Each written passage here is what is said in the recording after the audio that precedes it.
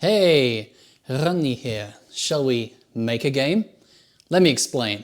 This year has been a real experiment, and I did not know a single thing about streaming back in January, and it still kind of shows. One of the hardest things to learn has been what kind of stuff makes for an at least passable stream. A month ago I did 2 extra streams where, after my usual hour of playing games, I streamed making random 3D models and textures for about the same amount of time, and to my surprise, they actually did extremely well, pulling in view counts 5 times what I normally do. And this is despite me not scheduling them, announcing them anywhere, or even titling them meaningfully. Unfortunately, I don't really have enough time to do both playing and making games, and those 2 streams are only really possible due to exceptional circumstances, so we're going to do a bit of an experiment. In 60 days' time, it's Halloween, and if I can keep up this rough pace of 1 hour a day, that means I have 1.5 working weeks to build a game prototype in time. And this isn't really a lot, but maybe we can get away with very little. Hey, how's it going?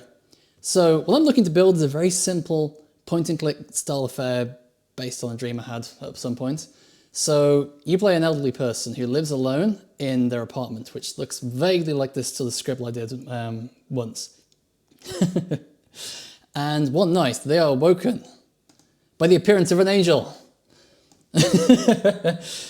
And this angel takes them to the rooftop and gives them a task to complete before they can move on to the afterlife. Although angels in this world are kind of responsible for managing humanity, they know they're not very good at it, and so they defer to the recently deceased as a kind of jury. Right? Just the RPG maker. Oh dear. But yeah, so as a result of this individual's kind of like, relatively virtuous lifestyle, they've been granted 3 fate points, which they can use to declare the party at fault in any interpersonal conflict. The angel's a bit vague regarding what's going to happen when they do this, but they provide like a short list of suggested conflicts that they can, sort of preside over. So the player's then given a map and they can basically kind of like view, the situation in each, situation, and maybe exchange a few words with this angel and try and figure out what they're going to, who they're going to judge. And I wonder like there'd actually be quite a range of conflicts. So you'd have like ones that are pretty kind of like black and white, like say, a thief, who is already rich or something like that. Something that'd be very black and white, and something that's more grey. So for example, 2 factions who have been mutually pretty terrible to each other or something like that.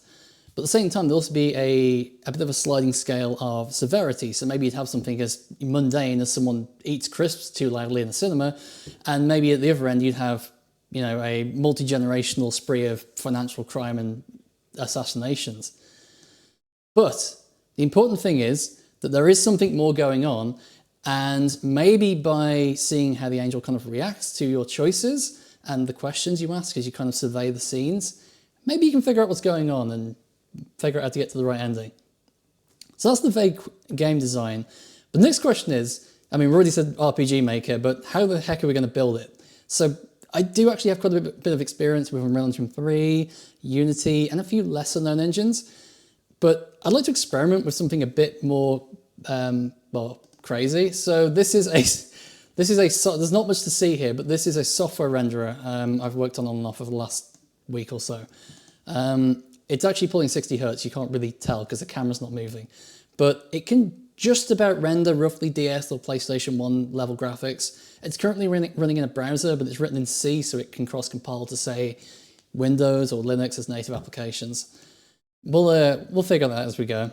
This engine is not going to be complete by the time we're done. It's going to be enough that you can build a basic game with it, but it is going to have bugs. It's going to be missing lots of basic quality of life features, like you can see as a mouse cursor. I do not plan to put any keyboard input into this because it's just time that I'm not going to have. So I think the best starting point is going to be modeling this guy's apartment, right? That's something that we can kind of get started with right away, because I've got a rough idea of how I want that to look. So bugs are indeed a feature, yeah. So I've got this rough drawing, and next I need to sort of block it out. Going for like a very, very, very low def, kind of like PlayStation 1 or DS style. Again, largely because of engine constraints, but also because don't really have a lot of time, got to build quickly. So let's put a camera in. Where are cameras? There they are. Why is it down there and why is it rotated like that? Anyway, let's do that. Pull it out, pull it up a bit, and set active objects camera, and we can kind of zoom in and out a bit until we get roughly the right perspective. Now, this drawing, oh hang on, oh yeah, it has switched, good. This drawing was a very rough doodle, so it doesn't really follow perspective. It's going to be a bit wrong. The picture is going to be, it's going to be a bit of a vague hint rather than like something that matches perfectly. So where's the opacity settings in this? Yeah, I think definitely focusing on one platform first of all. I mean, there is actually another game that I want to make with this engine later on, but it's a bit too big to fit in between here and HAL, even like a basic prototype of it. So my kind of like thought on it has been, if I focus instead on just getting something simpler out first, might have more of a chance of success. So let's get some perspective in this. So sizing. So a room is typically about 2.5 meters tall, right? So a doorway tends to be about 2 meters tall, so like an average room to 2.5. So if I move the floor to 0 and I move the ceiling to 2.5, I'm not sure how wide I want this room to be. It's actually pretty big for like an apartment in so like a futuristic city or something. But I still don't want it to feel too big. I think once I put furniture in it, it'll feel quite small regardless. So let's go for, say, 5 meters across. That seems about right. Okay, and let's get back into the camera. Move it into position. Maybe up a little bit, can have resized it. Let's grab this reference image. Oh wait, I mean like, yeah, tall ceilings are definitely, oh yeah, they're definitely a problem for like heating and stuff, but I want this to feel quite cramped and confined. I want it to kind of like feel like a, you see like, say like a, I don't know, Japanese future apartment or something, it's the size of a shoebox. That kind of thing, but more because the future is crowded, not necessarily because, you know, someone thought it was actually a good idea to live like that. So we can remove that. Okay. How's the perspective looking? It's looking quite wrong. Let's adjust the opacity on this a bit. Yeah, okay, the room needs to be way deeper than that, but that's starting to match up. So if the room's like 5 meters across, the picture kind of hints it's going to be about the same back. So let's go to -5. Maybe slightly shorter than that, maybe 4 meters. Probably end up adjusting this anyway. Okay, so that's that in, and now what do we do? Now what do we do? Start dividing it up into tiles. Yeah. So one of the things is this software renderer that I've been tinkering with. It's not great, and it does not have perspective correct texturing. So you have to divide things up into tiles pretty much, which is actually a good thing for doing textures quickly anyway. I did see the thing with the apartment block they did that was kind of modular and they could kind of move modules in and out. I thought that was quite interesting. Ah, the room size is not divisible by... Ah, okay, right. Just realized what I've done. So yeah, I'm just going to subdivide these all again once more. Polygon count, fortunately, not really a problem. Not really a problem for us. And then subdivide each of these once. Yeah, so I'm going to go for kind of like, in terms of like actually sort of texturing and stuff, I'm going to go for a roughly sort of NES or maybe Game Boy Color kind of look, just because it means we can get stuff out quickly. And to do that, I'm going to use a lot of tiles. So where's iSprite? There's iSprite. So this is our texture map so far. It's great, isn't it? So a typical sort of tiled sort of, well, the tiled backgrounds that were done in hardware on these consoles, they usually worked off a fixed 8x8 tile grid, right? I think the Mega Drive was different. I think it could do all sorts of tile sizes, but like the Game Boy and the NES could only do 8x8. If I go in here, I should be able to set a grid size. There it is. Visible grid. 8 by 8. Let's go for a pixel grid as well. Okay, good, good, good. Right. So, pull the reference back up. There's a carpet. Most of this is going to be sort of like background stuff. And this might be, so this curtain here might be kind of like an overlay or something like that. Blender does have a bit of a problem with rendering transparent objects. That's something that the engine it's going to be going into won't have an issue with, but it might be hard to get an idea of what this looks like in Blender if I'm going to, like, say, use transparent cutout for that. The window is so big because, good question. It is a massive window, yeah, with a tiny little radiator beneath it. I guess because the angel needs to be able to fit through it. But that does also raise a good point, actually, that window needs to be able to open. So that's something I need to take into consideration from the beginning. So if I make the window, say, that big, that's about right. That's about right.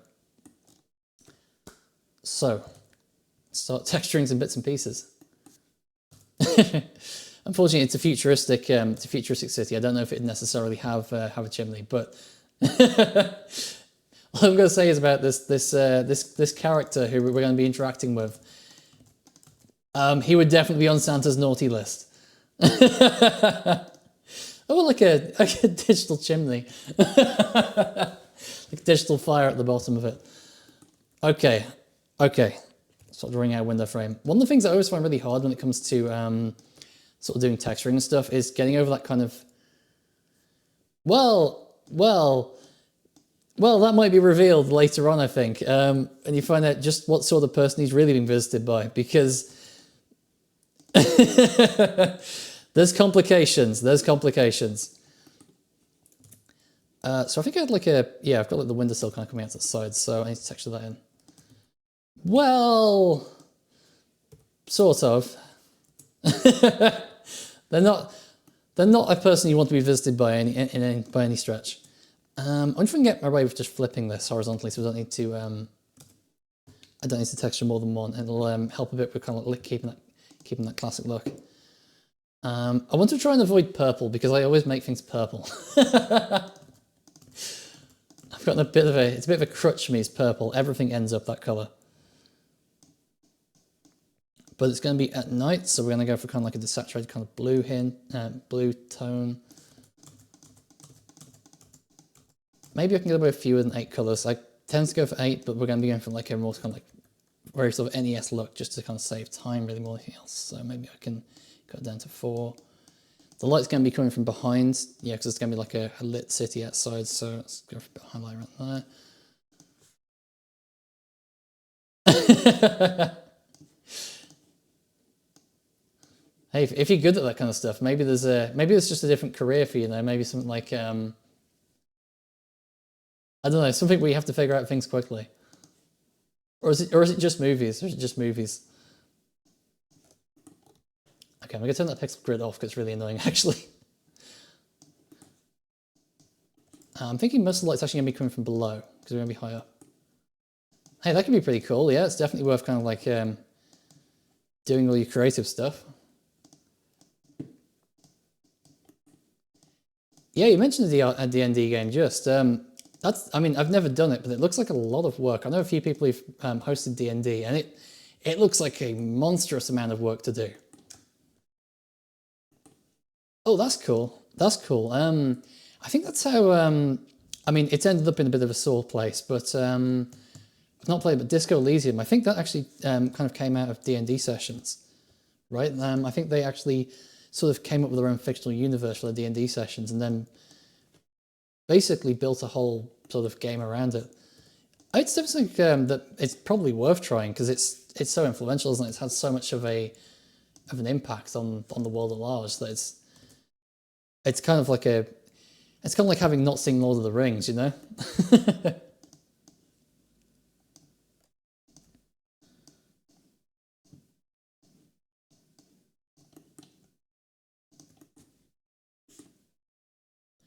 Definitely, yeah. There's a huge amount of. I think that's kind of where the Lord of the Rings kind of comparison came from. It's every single RPG game has taken a huge amount of influence from it, and if not D&D directly, then you know things like Ultima, which were definitely inspired by D&D. again, that's another case of the D&D sessions kind of directly leading to a game world. Is I'm pretty sure Ultima's game world is heavily based on the D&D sessions that Richard Garrett had with the people who ended up co-developing the game. Okay, I'm going to want the texturing thing open. UV editor, there we go. Oh, and it has actually reloaded the texture automatically, that's nice. Let's go into, come on, let's go into workbench mode, flat, texture. Okay. And then, I've actually already got this kind of unwrapped nicely. I'm just going to grab this. Steal that, move it over there, and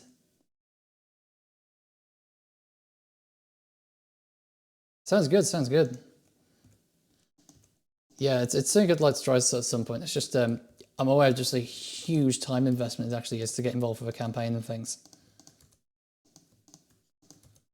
Okay, so, have I got that right? Have I miscounted pixels? No, that's definitely the right number of pixels. 1, 2, 3, 4, 5, 6, 7, 8. No, I got it right. Okay. Just look kind of wrong. Maybe it's the width I've got wrong. I've got something wrong here.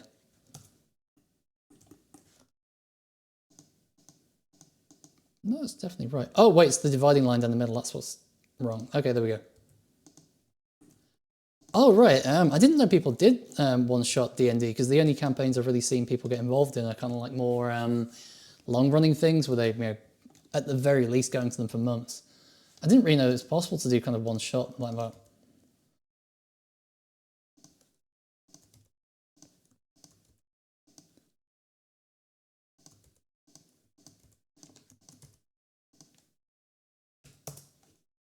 Oops, I flipped it twice. Why did I do that?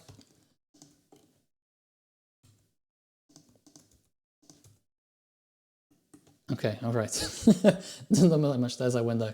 Next up, we need to start texturing the other side of it. So, I'm like, it makes sense to do one shots, right? If when it feels like it's ended, I guess. Yeah, probably the worst thing is to keep carrying on just because you feel like you have to. Get sticky in this corner. There's probably a way of doing grid snap in Blender that would, really speed this up if I could snap it to like groups of 8 pixels rather than just the one. Should probably look that up at some point. I do this kind of thing a lot. Okay, do those line up? Yep, those look about right. What I should be doing actually, is delete, given that everything we're doing up until now is going to be symmetric, delete that entire side, apply the mirror. There we go. So we've only got one half of the model now and it's automatically been replicated on the other side. And then grab this, scale it down.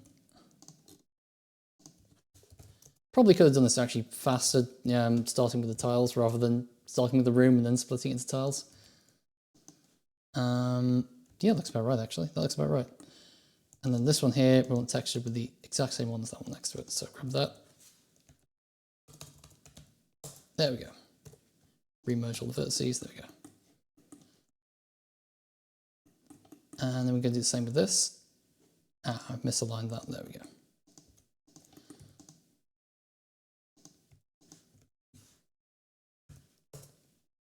I think I can get rid of that tile in the corner as well. Yep, there we go. I'm thinking he's going to be relatively poor. He's kind of like a very kind of like lonely elderly person who's sort of been forgotten by the world, I'm thinking.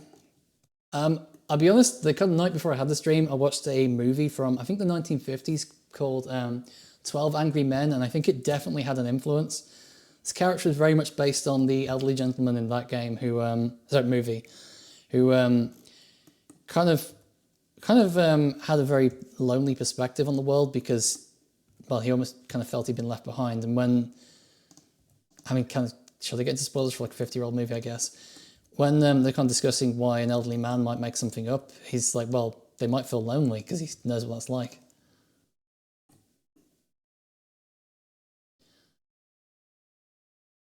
I guess he probably should have some blinds. Yeah, actually, yeah.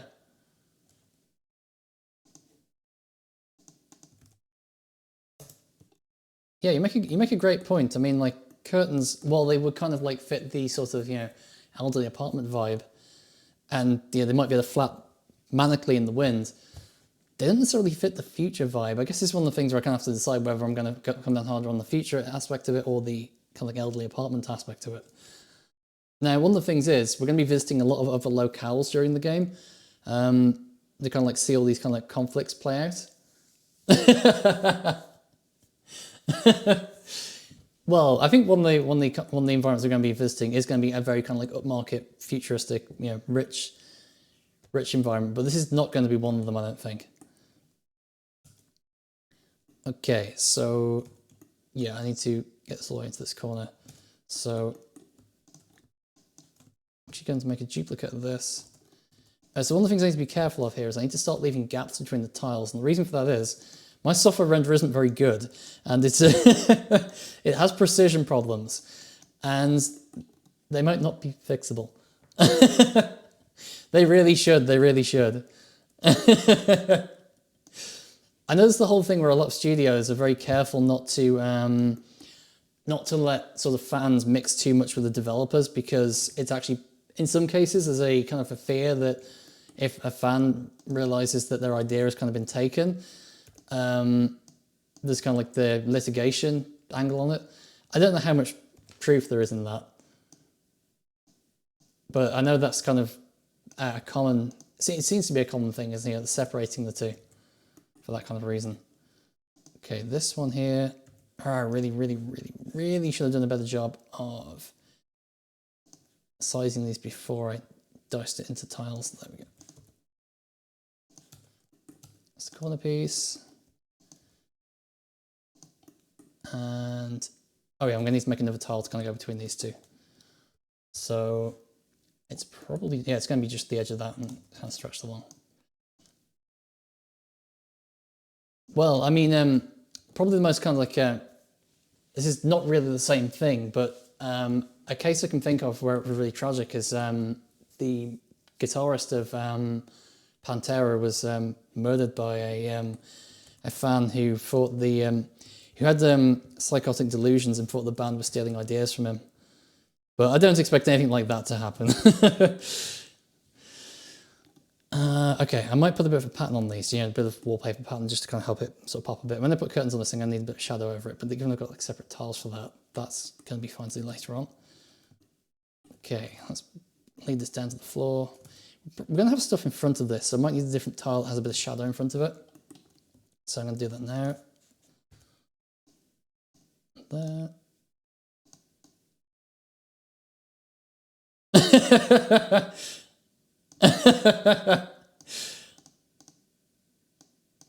Is there a better way to be on a Thursday? Most people wait till Friday, but why not?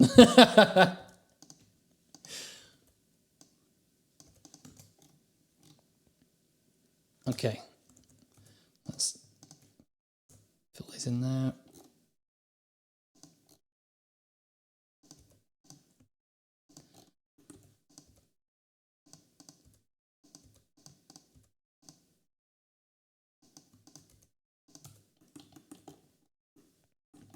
Yes, there's going to be actually symmetrical shadows on both sides. So we're going to have like a TV over here and kind of like an armchair over here.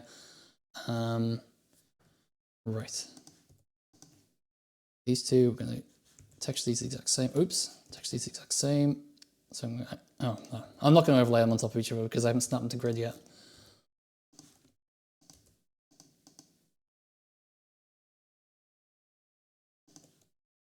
It can help, but yeah, it's probably longer term. It's probably not great. Hope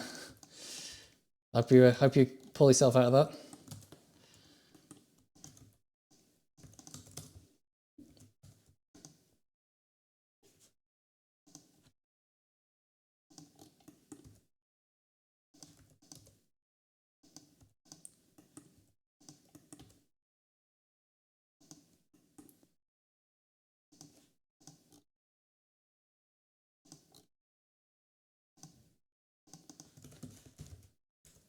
Okay. I'm gonna put a bit of detail, a bit of pattern on the wall. Ah, that's good, that's good. Yeah, just having a bit of fun, right? Okay, what kind of pattern can I put on this wall that isn't going to look really silly if you repeat it over the whole wall? I'm thinking some kind of like diagonal pattern, like maybe that. Oh, it's going to have a bit of a problem. These tiles are mirrored, so that's not going to... Yeah, maybe I just don't pattern it yet. Maybe I pattern it later on if I can think of something good to put on the wall. Okay, right, next up, move on to the floor. Oh, I was going to put like a radiator here, wasn't I? Still do that.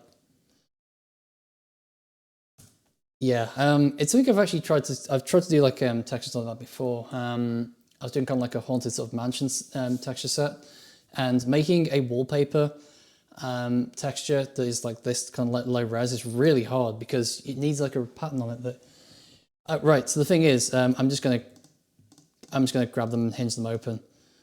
Oh yeah, that's a good point. Though I did need to be a bit more careful about this, so I might need to separate this out into a separate piece later on. I can do it later though. Yeah, I need to be careful about this because obviously the wall shouldn't hinge open with it. But what I should be able to do is snap the cursor to this. Yeah, because I'm going to have him bust in at some point. And free the cursor as the pivot point.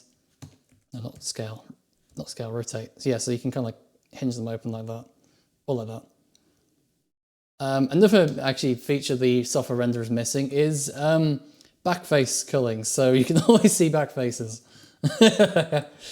That's, again, it's probably not going to be a problem though because we're kind of offering all the content custom. Right, carpet time. Quite a different colour, so let's go for a slightly more sort of brownish, vaguely brownish. Again, it's going to be quite dim and desaturated. It's not necessarily going to be able to see this super well. Oh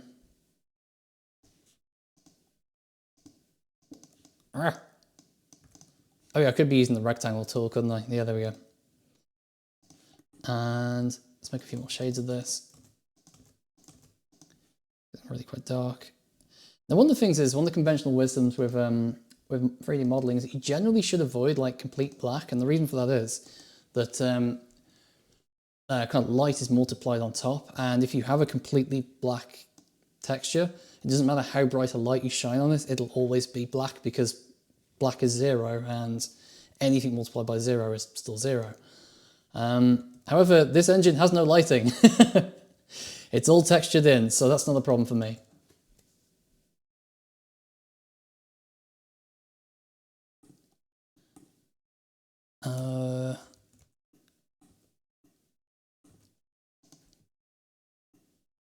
Oh yeah, I do that a lot. I mean, this application, this is Acepro, it has like a huge amount of tools. You know, you can do things like, you can do kind of like jumble up, you can do like blur and stuff like that. It even has this like really fantastic tool where you can do shading, and you can select a range of color, and then you can kind of like draw over it and, wait, did I turn that on? No, I didn't. Every time you draw onto it, it'll actually go to the next color in the range you've selected, which is like really neat. It means you can kind of like paint over again and again and again. But I don't tend to use any of these features like at all. I basically use this as paint with a with a nice palette.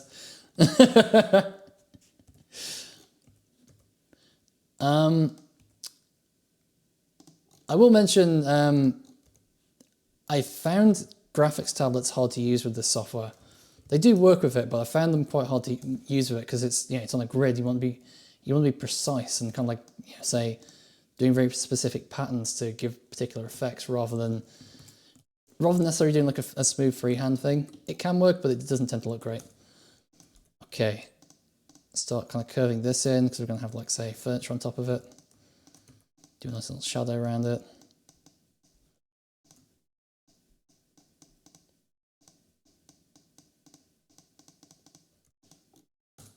And then fill this in. And have a quick look at the concept art, such as it is. So yeah, the shadow kind of needs to start right in front of the window. So, again, oh, that one's ended up unwrapped really strangely.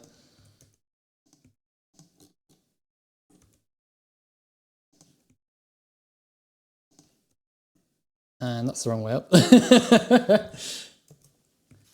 Does that need flipping some way?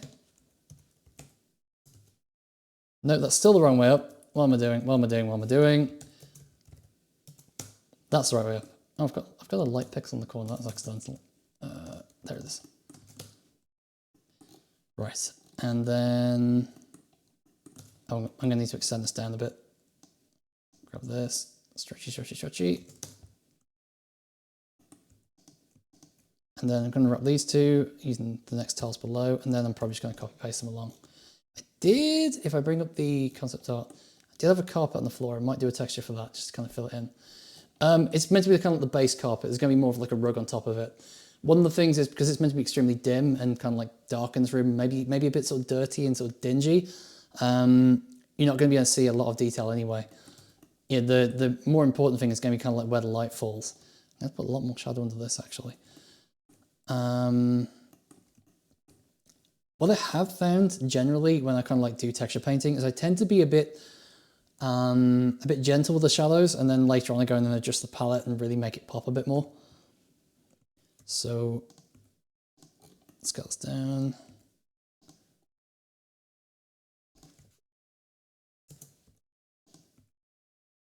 Aha.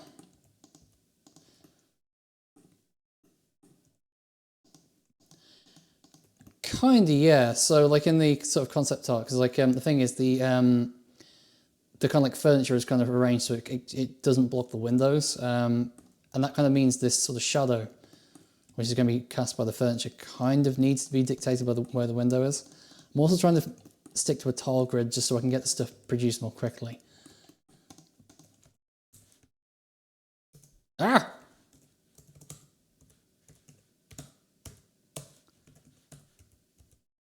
Wait, how have I done that? I've lost the texture on it. I must have flipped it or something. Right.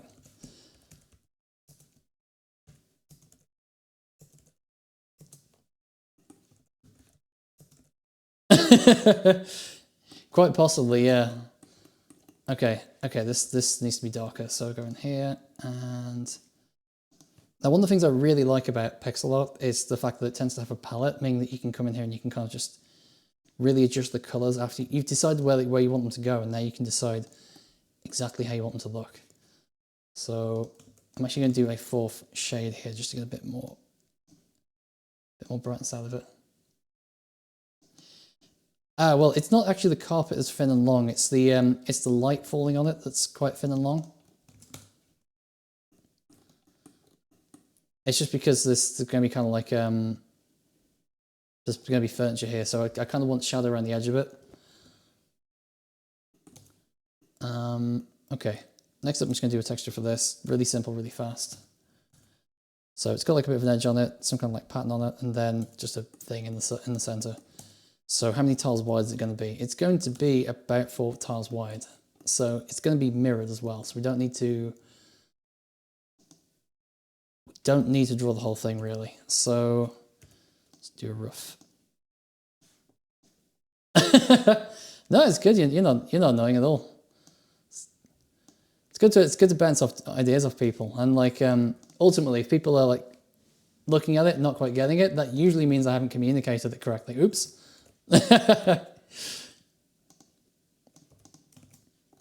It's a really hard skill to learn, is taking an idea and putting it in someone else's head.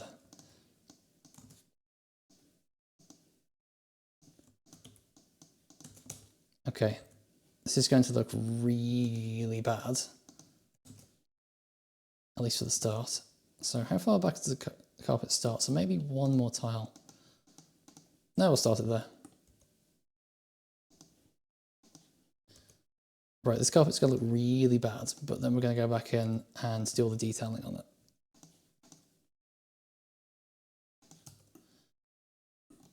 Okay, and then we're going to take these tiles, oops, delete the mouse. Ah! I don't normally try and go this fast, and it's actually quite an interesting challenge. It's just, oh yeah, okay, I know what's happening here. Right, I tried to flip it, but instead it moved over here, and the reason is I've still got the kind of cursor set to here. So I'll go up here, set to the bounding box instead. There we go, now it's done a flip in place, and there we go. That carpet doesn't quite look long enough.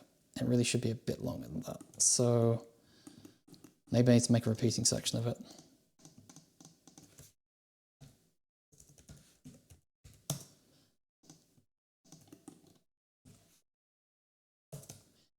Okay. And then I guess I'm just going to just as kind of like an initial experiment, put this in here and then stretch that to there and see how it looks.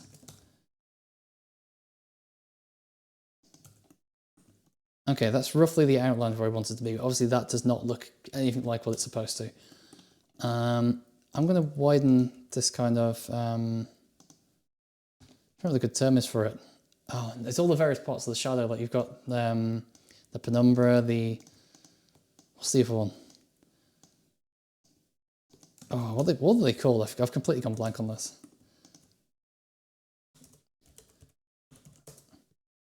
I think they're called like a penumbra, an umbra, and a shadow.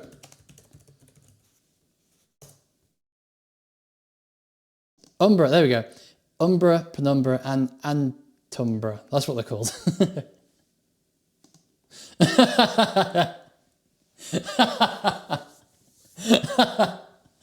Well, it could be worse. Oops. Okay. Let's get this brightest shade a little bit further away from the wall.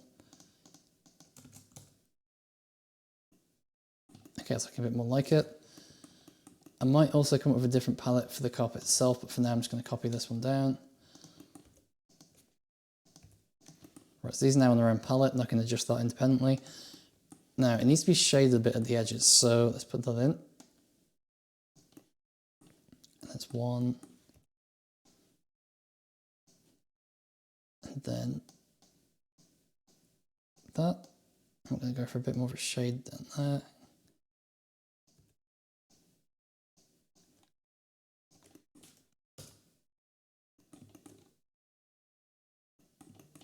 Yes, that's hopefully getting across a bit more as after it's kind of like shadowed down the edges. Oh, I need to extend this light kind of more into there. This is at the moment very kind of like just a bit, scattershot, I guess you can describe it, where I'm just kind of like drawing random things and adjusting them on the fly, but still sort of in that kind of like really early prototyping phase with this, where I'm not 100% exactly how I want it to look. I've got a rough idea, but I'm not 100%.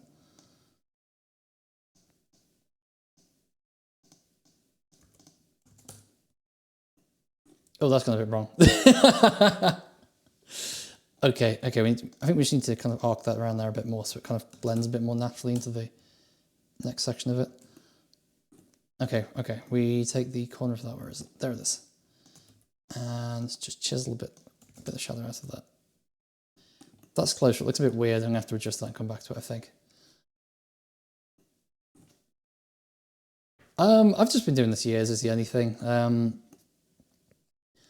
And one of the problems I've had for like the longest time is I definitely know the tools better than I necessarily know the art.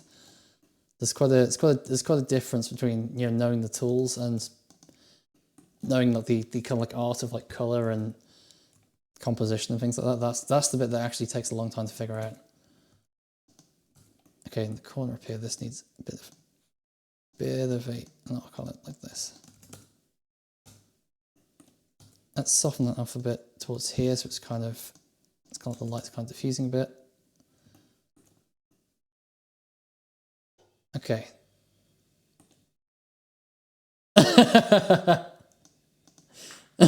Sounds good.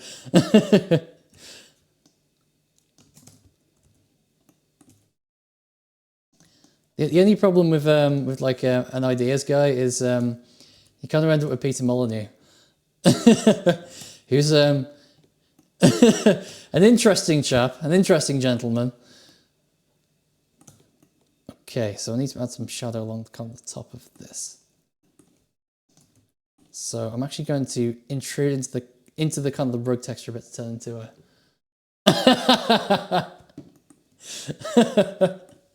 Hey, Peter Molyneux's pretty successful. Could be worse people to be compared to.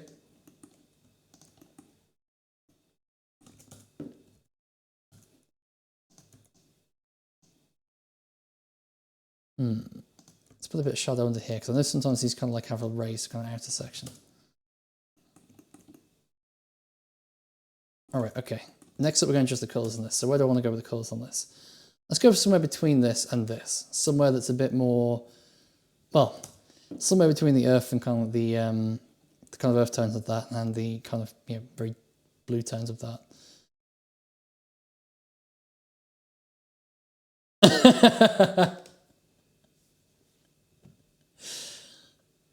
One of the difficult things about this is that between blue and kind of like a more sort of earth tone, we have green, and I don't know if I want green.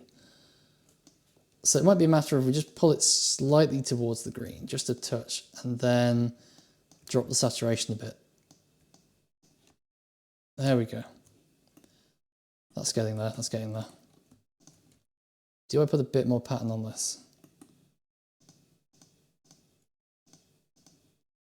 Just because we're a bit light on kind of pattern at the minute. Oh, but the problem is I'm mirroring it down the middle, so this might not pattern super well. Can I do a pattern like that? We're going to go over that. Let's just draw some random shapes and see how they look when they're mirrored.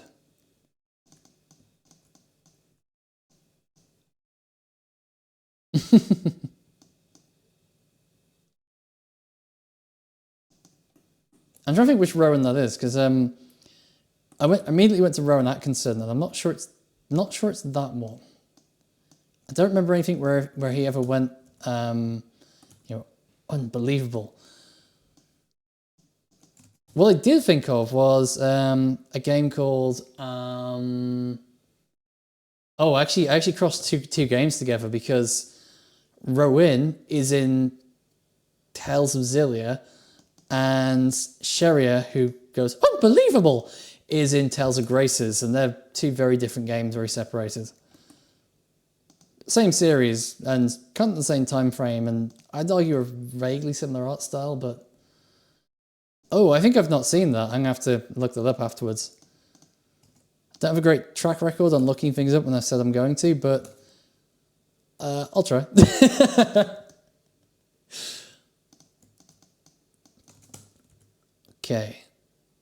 Okay, that's looking vaguely like a carpet. You know, you squint a bit, that should look okay.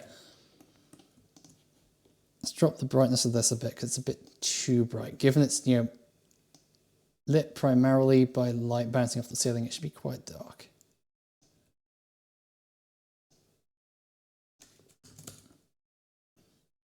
And then, yeah, okay, and then this needs to go darker, definitely.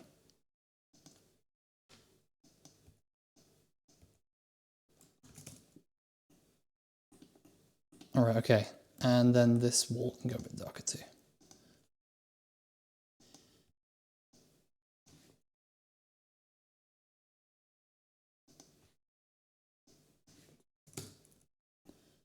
Okay, so I tend to go a bit too bright. I guess you could look at it that way. I mean, I think it would be Berned. You know, not, you don't pronounce it like, but yeah, Burn ED. Oh, actually, it might be burnt as well. I think you'd describe it as burnt, but you would say it was burned. I think. I'm doubting myself now I've said all this. Okay, darken this a bit, darken this a bit. But yeah, I tend to come in just way too bright with colours and then have to kind of tone it down a bit.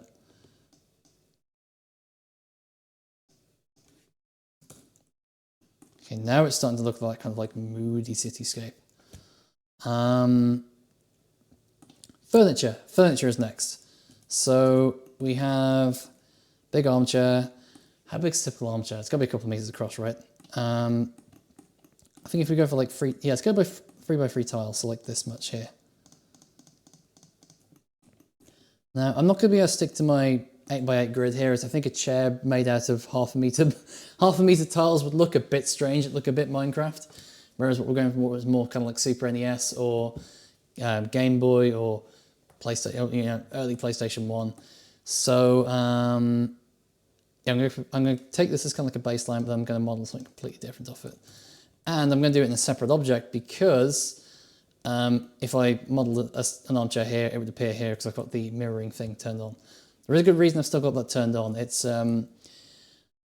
there is kind of like a symmetry tool up here, but not everything. Not everything actually uses the symmetry tool. Right. Let's model the chair. And I'm actually going to keep the symmetry tool turned on, but I'm going to move the objects in a sec. So delete those, grab those, delete everything else. It's still there, don't worry. I just hid it temporarily.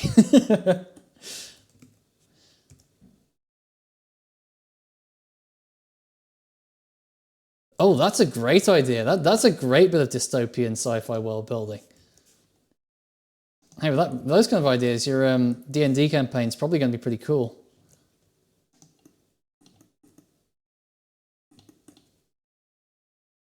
Okay, let's go to local mode. What we're going to do here? Yeah, that's a that was kind of just crazy because they actually, you know, if because the thing about the BMW thing was, I mean, they still had the heating elements in the seats, and you were still paying for the fuel to run the heating elements. It's just the ability to throw the switch is what you're paying for, which is insane. That's crazy. That just doesn't even begin to make any sense. Unless you're BMW, I guess. Okay, so let's go up 1 meter. And then, hang on, I'm just going to look at an actual sofa. That's not a meter. That's about 3/4 of a meter.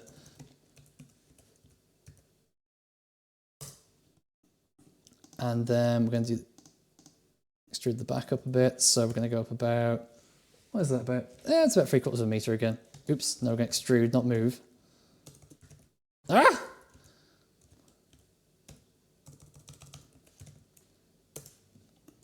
Let's compare it to the reference.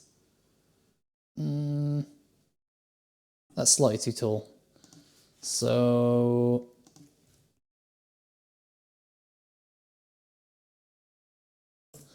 I mean, the other thing is, I think the other thing is those cars already came equipped with the kind of electronics necessary to do that. Whereas, you know, if they introduced that on, say, you know, like a basic budget car, they probably don't already have cellular modems and stuff built into them that you could use to do that kind of thing. So yeah, one of the things is definitely that they're probably one of the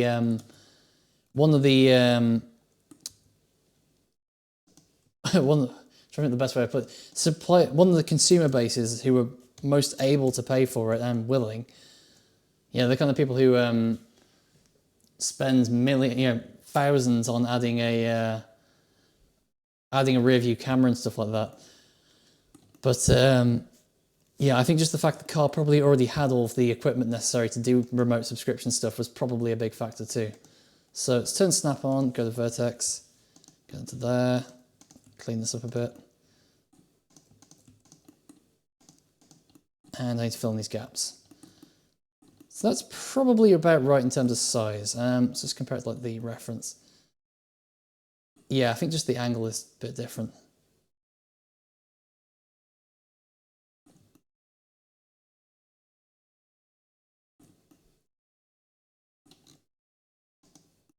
That's pretty cool. Do you get sick of the, you know, like the new car smell? Does that kind of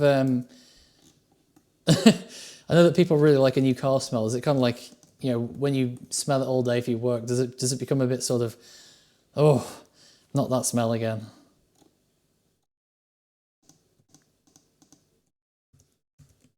It's kind of like how people get tired of, say, the smell of coffee. You work at coffee shops.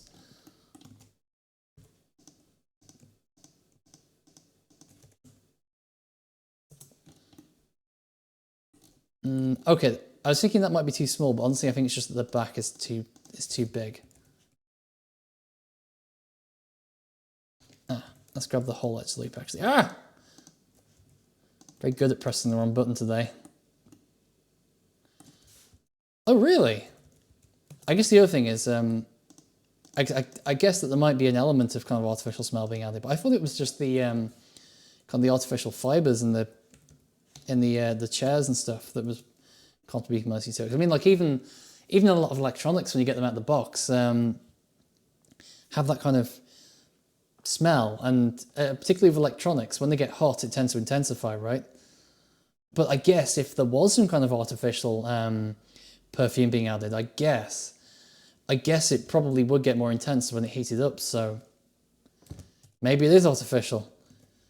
I know that supermarkets, they quite often have artificial kind of perfumes and stuff being added to the air, right? To kind of like make the, I don't know, say the fresh produce aisle smell fresh rather than the old vegetables. Okay, I've got to unwrap this now. This isn't going to be done using tiles, so... Oh, what did I do there? Oh, that's just because the unwrap's gone a bit strange. We can fix that. This chair is not going to need a back because this game is going to have fixed camera angles and you will never be able to get anywhere near there. I can probably also get rid of this side of it once I've got over the modelling. Oh, that's interesting. That's really interesting. I would have expected them to. Or here's another possible angle on this. Is it possible that you've been experiencing it for that long that you actually don't notice it anymore? Is that possible too? Oh, I saw a great video from Tim Kane the other day that had a perfect name for this term. Sorry, a perfect term for this. It was something adaptation. I think it was hedonic adaptation. The idea that eventually everything becomes normal and you stop noticing it.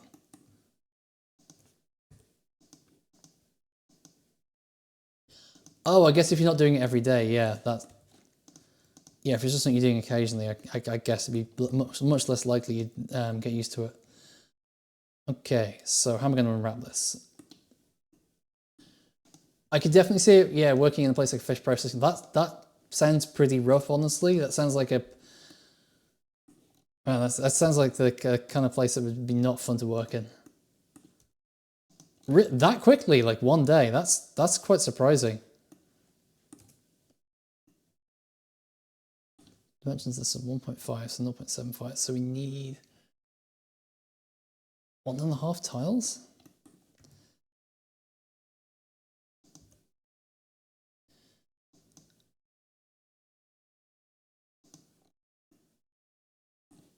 Man, my review on that must be pretty rough if a fish factory is appealing.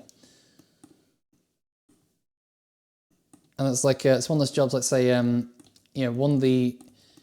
one of the things that people, as far as I gather, really. Oh right, okay, that's really rough. I was gonna say like about fast food for example.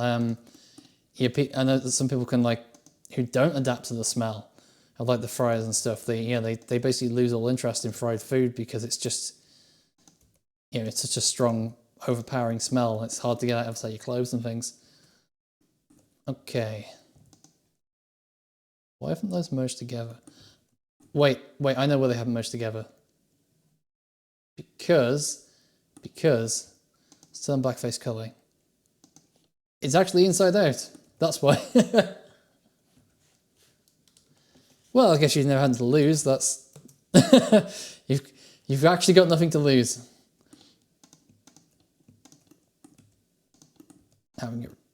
This has an underside. You're never going to see the underside. Let's get rid of that too. And it has a side here. Okay, my slightly messy approach to modelling this has given me a lot of geometry I'm having to get rid of now. Okay, all right. Exit model side and the arm. Kebabs are pretty nice. I mean, depending on where in the world you are, they might be pretty different. In the UK,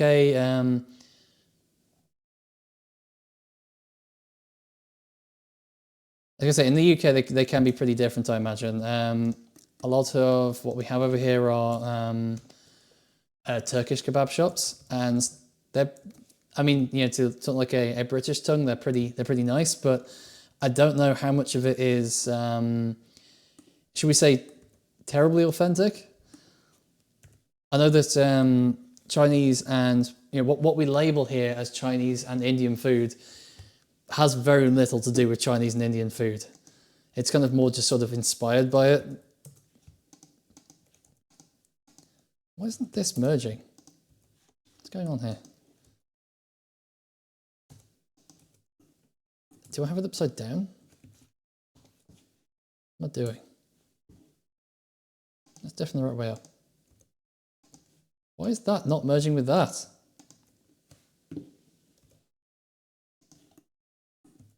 Do I need to merge geometry and then I'll do it?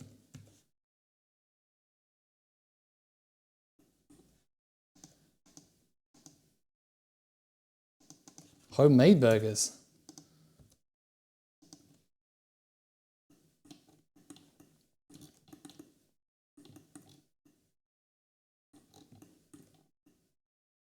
When we're saying homemade burgers, is in like ones you kind of like fry yourself, things like that, or?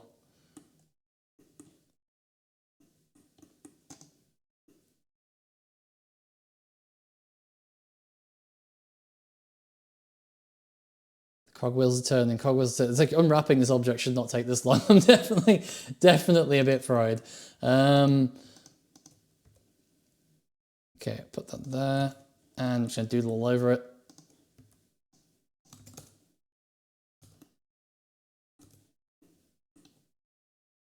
Okay, make a new bit of palette. We'll start with the carpet textures because it's probably going to end up being colored pretty similarly. Does that line? I missed the object I was trying to test continuity with. There we go. Does that line continue from there to there? No, it doesn't. This is upside down. And it's back to front. There we go. Now it'll probably merge. Yeah, now it's merged together into one object. Kiosks and wheels. Kiosks and wheels. Oh, kind of like independent sort of burger vans, I guess. They can be hit and miss. They can be really good, but they could also be really bad. It's very hit and miss.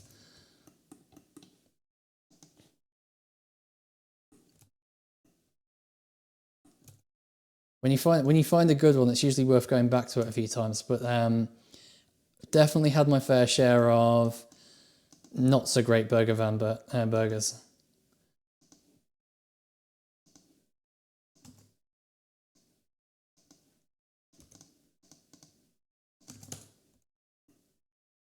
Okay.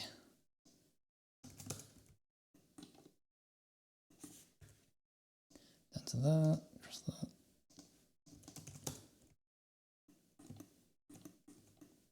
Okay, the front of this is not unwrapped. Okay. I was like, where is it? Okay, so we're going to want it to be the same width as that. That's the front. Is this back to front? Ah!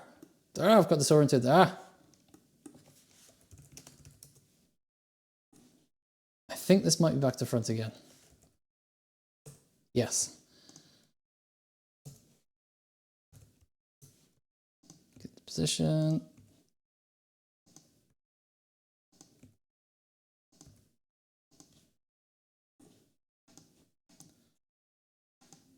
Okay, now that's joined up. We're going to have to separate that though because the front of this is currently overlapping with the side of this. We can probably get away with that's why we're doing this. Separate that off from there.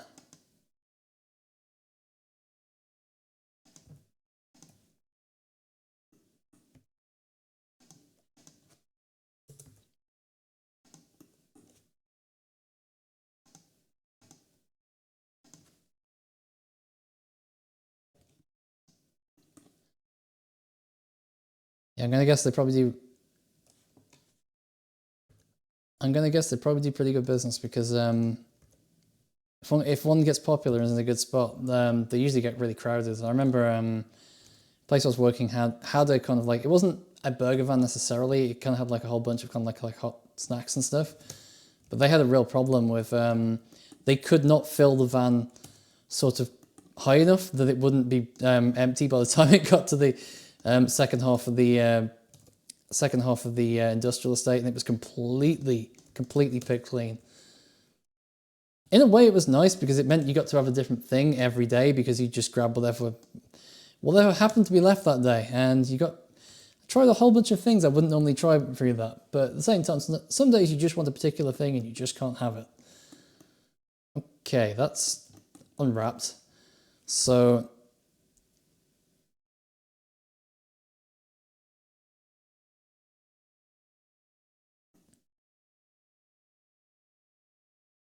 I'm guessing. I was going to say I'm guessing like I'm guessing that's truck driving, right? Yeah.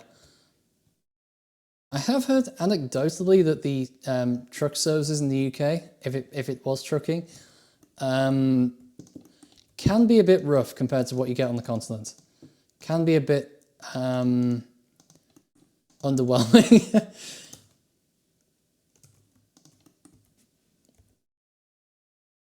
That's good. Yeah. Yeah. I was gonna say if it was like sleeping rough in the car park or something, that sounds pretty rough. But yeah, truck driving, very, very, very important profession.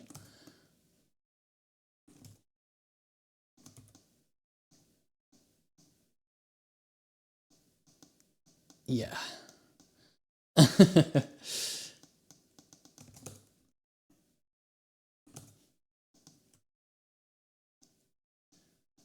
Yeah, unfortunately, there's really negative stereotypes in the UK towards truck drivers, and I'm not entirely sure where that really kind of came from, but a lot of truck drivers unfortunately get treated really poorly over here, and that definitely extends this to the services and things.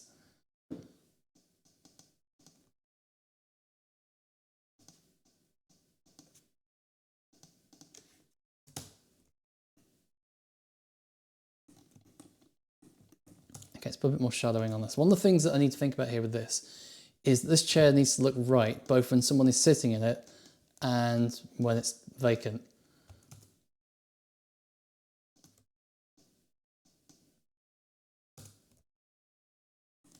And ultimately, truck driving is really important because without it, we'd all kind of starve to death. It really should be treated with a bit more respect than it is.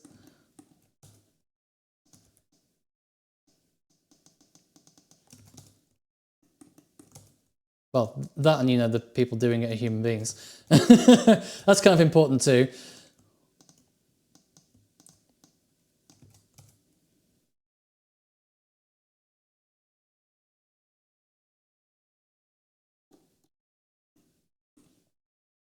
Yeah, they're definitely, I mean, the pandemic obviously wasn't great overall, but for a brief time, it did seem like people were getting along a bit better than they ever really had before. I do remember just how kind of quiet and peaceful it was sometimes outside, and you'd see neighbours who never really talked to each other interacting. It was, if you could put aside the fact that there was a deadly disease killing hundreds of thousands of people, certain social aspects of it were quite nice. I'm aware that there's been a lot of knock-on effects for particularly school children and things. The development's been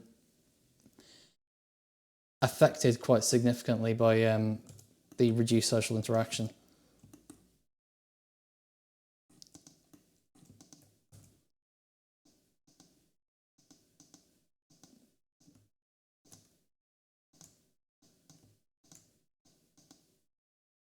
Okay, I need to start wrapping this up pretty soon. I was hoping to get further than this today, but that's at least some progress. I'm hoping to get a lot further than that, actually. But hopefully that kind of explains why I'm putting kind of like a shadow along here, because, you know, they're going to have some furniture here and you kind of want a bit of shadow under it just so it kind of looks a bit more planted and cemented in the room.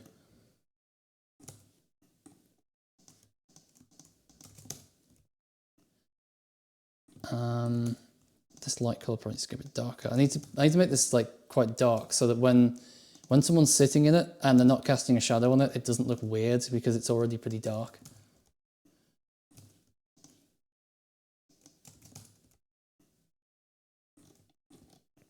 That's maybe slightly too dark. It's basically invisible at that point. It is a bit, yeah. I'm gonna have to put a bit of maybe like a throw over it or something. That'd be good. Yeah, it's the kind of thing you can expect to see on kind of like a, yeah, they quite often have like a throw over the back of the chair. That could be pretty good. That's a good point. Oh, I'm encountering a bit of a problem here, but these colors are so dark I can't actually see what I'm working with. So I'm going to temporarily copy that palette, and then I'm going to make it brighter just so I can see what I'm dealing with. Let's try and finish this up. So we're going for here. Yeah, that's basically what I've done. Is I've basically just brightened the entire scene up a bit just so I can get a bit of a better view of what's going on.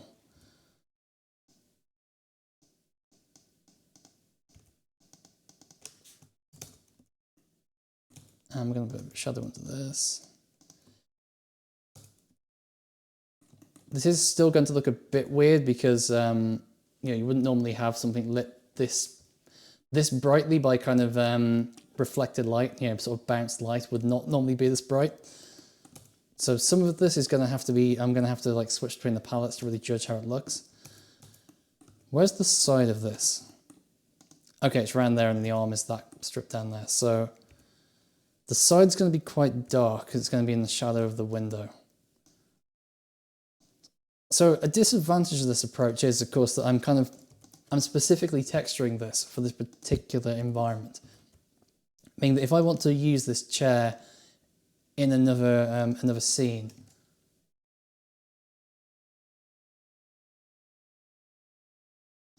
if I want to use this chair in another scene, I'm going to have to retexture it to kind of reflect the lighting. Yeah, it really isn't right, especially given how reliant we are.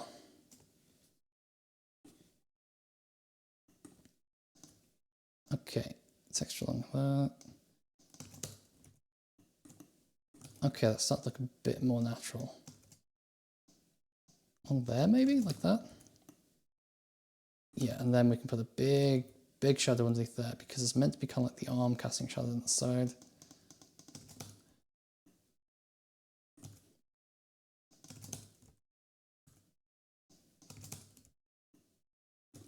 And a bit up there because it's going to be kind of like towards the wall.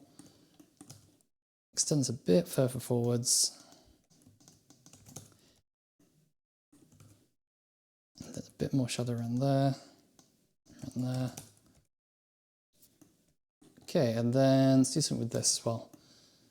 Where is that? It's very bright. Oh, it's down there. Okay, oh, it's that piece there. Okay. So again, a bit of shadow underneath there. Actually, maybe slightly lighter than that because it's meant to be slightly further forwards than that. And then, yeah, that's nearly right.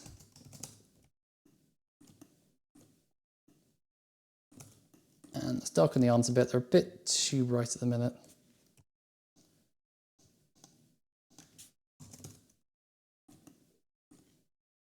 And then do the same on the front. I think it's here, isn't it?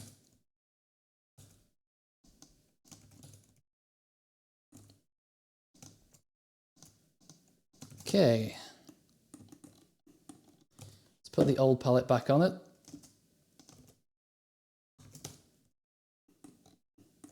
I might brighten that still, very slightly still, just a touch, just so you can actually, see it.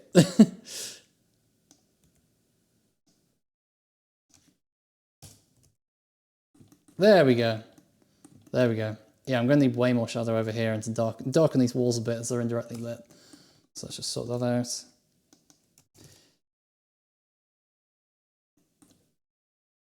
Maybe a touch more than that. Okay, that's a start. I was really hoping to get more than that done in an hour, but that's a start. And usually breaking the,